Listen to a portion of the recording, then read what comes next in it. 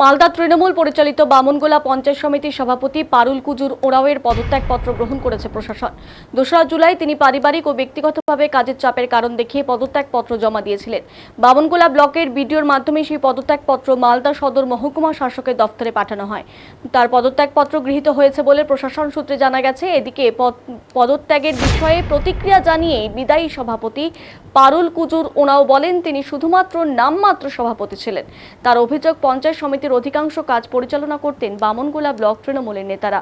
রাজ্যের রাজনৈতিক পালাবদলের পর দলের নেতাদের সঙ্গে তার আর কোনো যোগাযোগ ছিল না বলেও দাবি করেন তিনি। এই পরিস্থিতিতে সভাপতির পদ থেকে সরে দাঁড়ানোর সিদ্ধান্ত নিয়েছেন বলে জানান। এই পদত্যাগকে ঘিরে রাজনৈতিক মহলে শুরু হয়েছে নানান জল্পনা। বিজেপির উত্তর মালদা সাংগঠনিক জেলা সভাপতি প্রতাপ সিং বলেন, এটি তৃণমূল দল এবং প্রশাসনের অভ্যন্তরীণ বিষয়, তাই এই নিয়ে কোনো মন্তব্য করতে চান না। এখন যা সিদ্ধান্ত প্রশাসনই নেবে।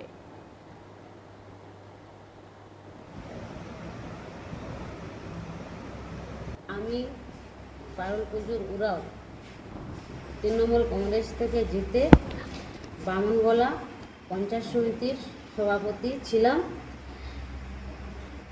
আমাকে এই চেয়ারে বসানো হয়েছে, সব কিছু অন্ধকার রেখে নেতারা সব কিছু করতো, আমার সঙ্গে কোনো যোগাযোগ করতো না ভালো 2.5 বছর ধরে।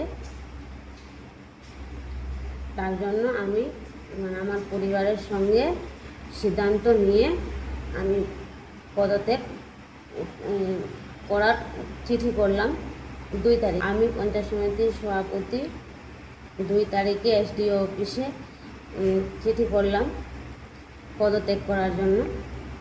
তারপর আমাকে হিয়ারিং ডেট দিয়েছিলেন 9 তারিখে। 9 তারিখে আমার পদত্যাগের গ্রহণ করলেন।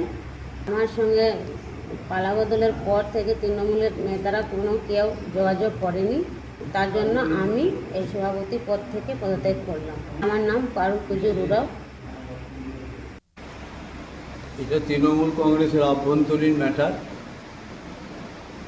আর তৃণমূল কংগ্রেসের নেতৃত্বরা জনপ্রতিনিধি বা যারা পঞ্চায়েতের প্রধান, পঞ্চায়েত সমিতি কীভাবে চালায়, এটা তার একটা প্রকৃত সত্য উঠে এলো।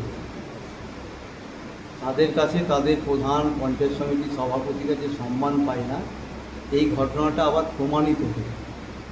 আর এটা সম্পূর্ণ প্রশাসনিক এবং তাদের দলীয় ঘটনা। প্রশাসন যা সিদ্ধান্ত নেবে, আর উনি পদত্যাগ কেন করেছেন সেটা তো বলেছেন না। এখন তো জায়গাটা পদত্যাগের পর জায়গাটা ফাঁকা রইল। এরপরে প্রশাসনিকভাবে যে সিদ্ধান্ত নেওয়া হবে সেটাই কার্যকর হবে। প্রশাসন যা সিদ্ধান্ত নেবে।